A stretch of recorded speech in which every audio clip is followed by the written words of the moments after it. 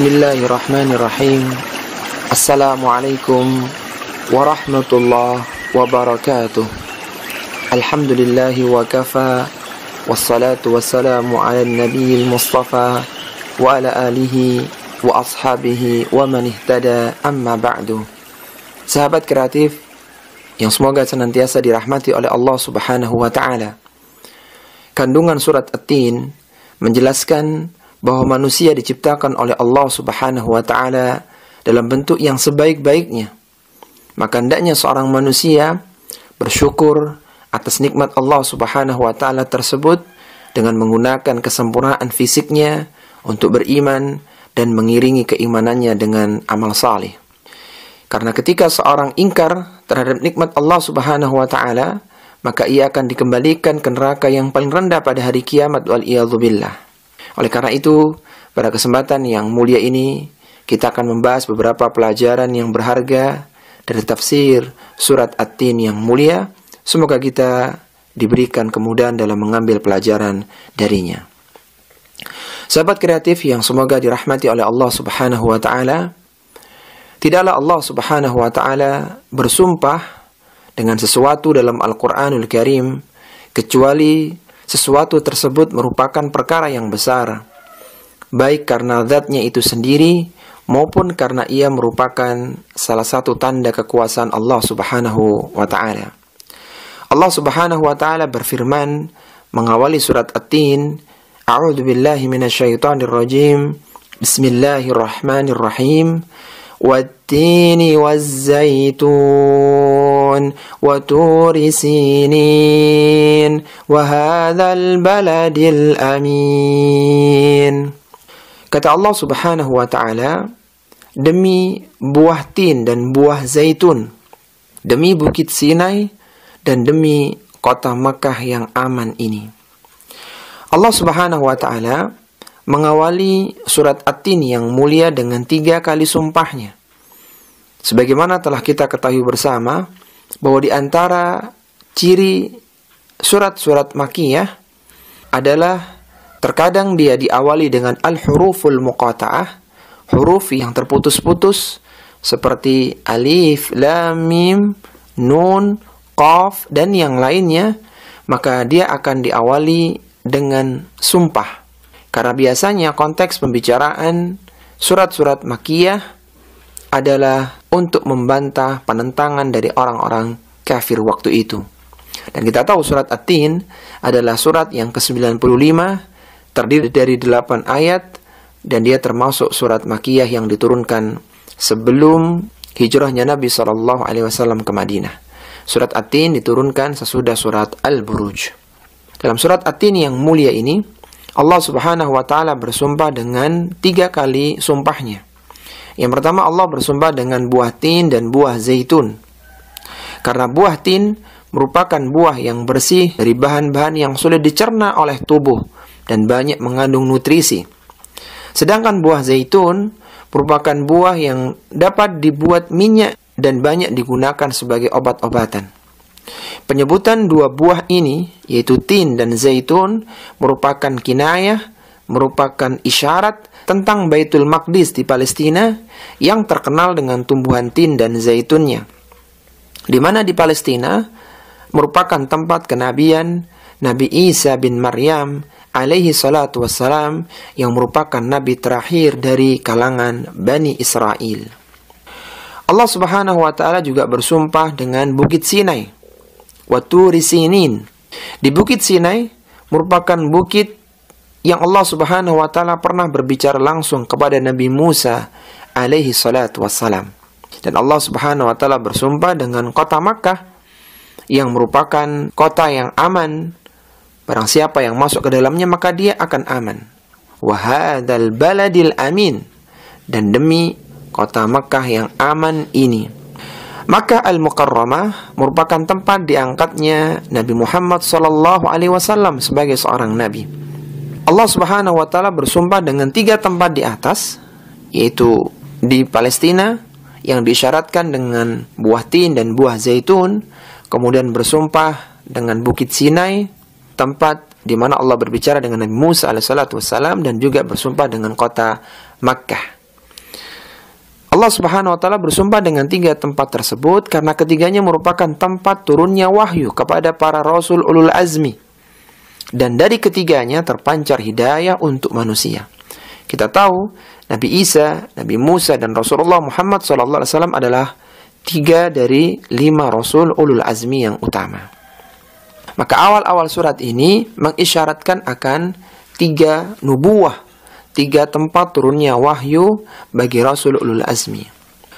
Kemudian yang berikutnya, Allah Subhanahu wa Ta'ala setelah bersumpah dengan 3 kali sumpahnya untuk menyatakan laqad khalaqnal insana fi ahsani taqwim. Sungguhnya kami telah menciptakan manusia dalam bentuk yang sebaik-baiknya, untuk menyatakan bahwa manusia adalah makhluk yang terbaik. Dalam sisi penciptaan, Allah Subhanahu wa Ta'ala mengawali dengan 3 lapis sumpahnya.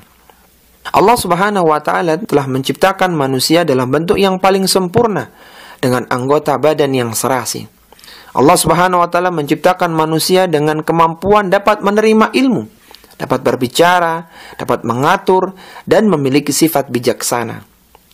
Dan Allah Subhanahu wa Ta'ala juga telah membekali manusia dengan perangkat-perangkat untuk mengakses keilmuan, sehingga mereka bisa menjalankan tugasnya sebagai seorang khalifah di muka bumi ini. Sebagaimana Allah sebutkan dalam Al-Quran, وَجَعَلَ لَكُمُ السَّمْعَ وَالْأَبْصَارَ وَالْأَفْئِدَةَ, dan kami berikan kepada kalian pendengaran, penglihatan, dan hati.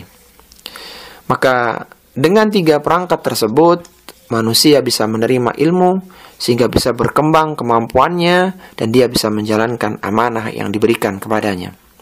Dengan kesempurnaan fisik dan ilmu yang dimiliki oleh manusia, hendaknya mereka menjadi manusia yang bermakna di muka bumi ini.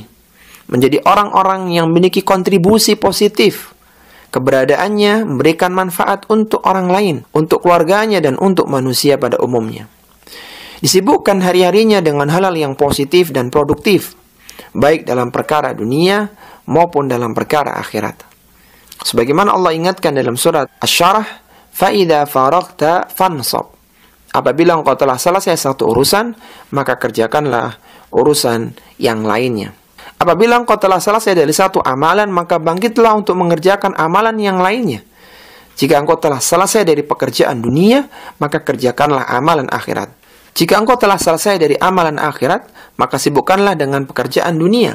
Sehingga seorang muslim merupakan orang yang produktif dalam urusan dunia maupun dalam urusan akhirat. Sedangkan orang-orang yang banyak santai, yang pengangguran, maka ia adalah orang-orang yang tercela. Sebagaimana dikatakan oleh Abdullah bin Mas'ud, seorang sahabat pakar tafsir yang wafat tahun 32 Hijriah di Madinah, beliau pernah mengatakan, "Inni la abghudur rajula an araha farighan laisa fi syai'in min 'amalid dunya wala fi 'amalil akhirah."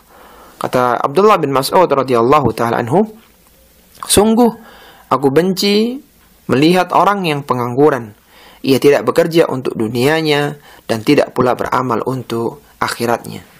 Sahabat kreatif yang semoga dirahmati oleh Allah Subhanahu wa Ta'ala, kemudian Allah Subhanahu wa Ta'ala berfirman pada ayat yang kelima, "Tsumma radadnahu asfala safilin."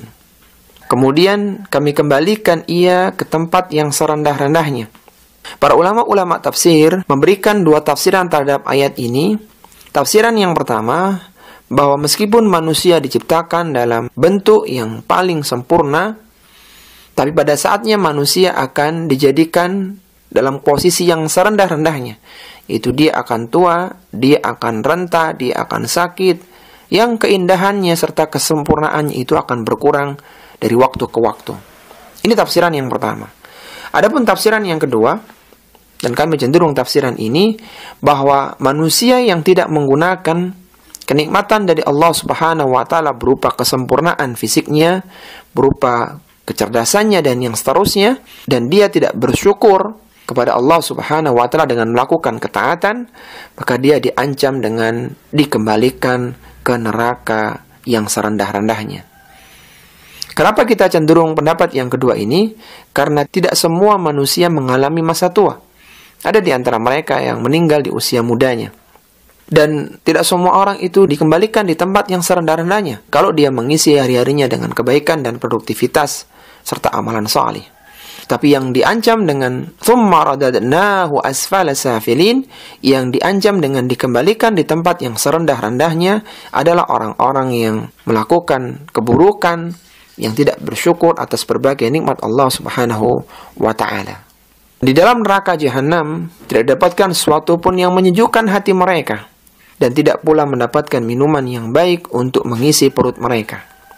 Mereka mendapatkan hamim, yaitu air yang panas mendidih, yang berada pada puncak kepanasannya, serta ghazak, campuran dari nanah, keringat, air mata, dan sesuatu yang keluar dari luka-luka para penghuni neraka, yang dinginnya tidak terperikan dan baunya sangat busuk tidak tertahankan.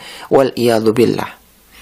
Maka seorang hendaknya memanfaatkan kesehatannya, memanfaatkan masa mudanya dengan hal-hal yang produktif. Kemudian Allah Subhanahu wa ta'ala berfirman, "Illal ladzina amanu wa 'amilus salihati falahum ajrun ghairu mamnun." Bagaimana cara mengisi waktu ketika di dunia dengan hal-hal yang bermakna? Kata Allah Subhanahu wa ta'ala pada ayat yang ke-6, "Illal ladzina amanu." Orang-orang yang tidak dikembalikan di asfala safilin, tidak dimasukkan ke dalam neraka, yaitu yang pertama adalah orang-orang yang beriman. Wa amilu salihat, dan dia mengisi keimanannya dengan berbagai amal salih. Falahum ajrun ghairu mamnun, maka bagi mereka pahala yang tidak terputus. Orang-orang yang beriman dan beramal salih, maka mereka tidak akan dikembalikan ke dalam neraka yang serendah-rendahnya, namun dikembalikan ke surga yang luas dan tinggi, serta mereka mendapatkan pahala yang tidak akan habis karena mereka istiqamah di atas iman dan amal salih hingga kematian mendatangi mereka. Keimanan meliputi setiap hal yang mendekatkan diri seorang kepada Allah Subhanahu wa ta'ala, baik berupa keyakinan yang benar, ilmu yang bermanfaat. Sedangkan amal salih meliputi setiap perkataan dan perbuatan yang dapat mendekatkan diri kepada Allah Subhanahu wa ta'ala, yang dilandasi dengan keikhlasan karena Allah Subhanahu wa ta'ala dan mengikuti petunjuk Rasulullah sallallahu alaihi wasallam. Sebagaimana perkataan Al-Fudail bin Iyad rahimahullahu ta'ala, seorang tabi'ut tabi'in yang wafat di Makkah tahun 187 Hijriah. Beliau pernah mengatakan, "Innal amala idza kana khalisan wa lam yakun sawaban lam yuqbal, wa idza kana sawaban wa lam yakun khalisan lam yuqbal, hatta yakuna khalisan wa sawaban. Wal khalisu an yakuna lillahi was sawabu an yakuna ala sunnah." Kata Al-Fudail bin Iyad rahimahullah ta'ala, sesungguhnya suatu amalan jika dilakukan dengan keikhlasan tapi tidak benar, maka tidak akan diterima oleh Allah Subhanahu wa ta'ala. Jika suatu amalan benar tetapi tidak ikhlas, maka juga tidak akan diterima oleh Allah Subhanahu wa ta'ala. Hatta yakuna khalisan wa sawaban. Allah tidak terima amalan tersebut sampai amalan tersebut ikhlas dan benar.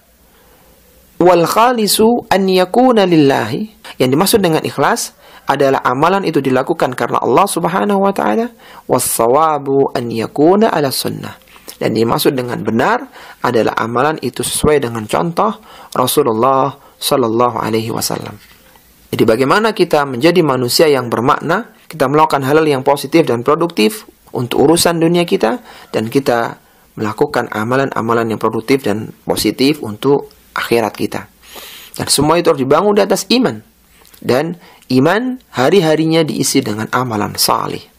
Sahabat kreatif yang semoga dirahmati oleh Allah Subhanahu wa ta'ala, Allah Subhanahu wa ta'ala berfirman, "Fama yukadzibuka ba'du biddin." Maka apakah yang menyebabkanmu mendustakan hari pembalasan sesudah adanya penjelasan itu? Apa yang menyebabkanmu, wahai manusia, mendustakan hari kebangkitan dan hari pembalasan sesudah adanya penjelasan tentang hal tersebut? Pada hari itu manusia akan mendapatkan balasan dari amalannya ketika di dunia. Apa kata Al-Hafidz Ibnu Katsir rahimahullah ta'ala ketika menafsirkan ayat ini?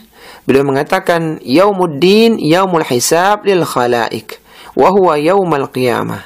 Yadinahum bi'a'malihim, in khairan fa khairun, wa in syarran fa syarrun, illa man afa anhu." Hari pembalasan adalah hari perhitungan bagi para makhluk. Hari itu merupakan hari kiamat yang para makhluk akan dibalas sesuai dengan amalan mereka. In khairan fa khairun. Jika amalan mereka baik ketika di dunia, maka akan baik pula balasan yang akan diterima. Wa in syarran fa syarrun.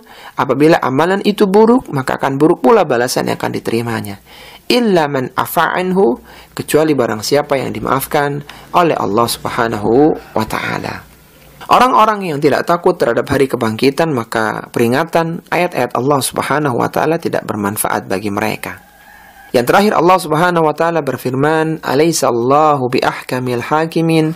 Bukankah Allah Subhanahu wa taala adalah hakim yang seadil-adilnya, yang tidak akan menzalimi siapapun. Pada hari kiamat, para hamba waktu itu akan mengetahui kesempurnaan keadilan Allah Subhanahu wa taala. Bahkan akan ditegakkan qisas antara kambing yang bertanduk dengan kambing yang tidak bertanduk. Kalaulah binatang yang tidak memiliki akal dibalas sedemikian rupa pada hari kiamat, tentunya manusia yang diciptakan dalam bentuk yang paling sempurna, diberikan kemampuan untuk mengakses keilmuan, diberikan nikmat yang sangat banyak, tentunya akan ada hisab untuk mereka. Ini para sahabat kreatif yang bisa kita bahas pada kesempatan kali ini. Semoga memberikan inspirasi untuk kita semua agar menjadi manusia yang bermakna. Setelah kita sadar bahwa kita adalah makhluk yang diberikan banyak kesempurnaan, kita diberikan banyak kenikmatan, maka isilah hari-hari kita dengan berbagai amalan kebaikan yang mendatangkan manfaat untuk manusia dan bermanfaat pula untuk kehidupan di akhirat kita. Kita akhiri, wassallallahu ala nabiyyina Muhammadin wa ala alihi wa sahbihi wasallam. Subhanakallahumma wa bihamdika asyhadu an la ilaha illa anta astaghfiruka wa atubu ilaik. Wa akhiru da'wana alhamdulillahi rabbil alamin. Wassalamu alaikum warahmatullahi wabarakatuh.